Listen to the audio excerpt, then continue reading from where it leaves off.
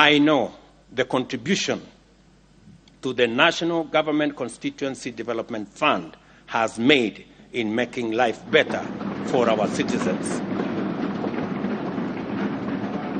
Having served in Parliament for 15 years, before and after the establishment of the National Government CDF, I know the difference it makes is monumental. I believe there is a way CDF can be aligned to the tenets of the Constitution.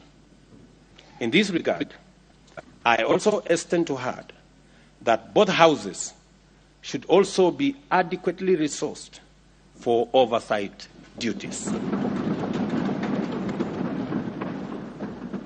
With regard to the Senate and its constitutional mandate, I believe the two houses should work together to set up the Senate Oversight Fund.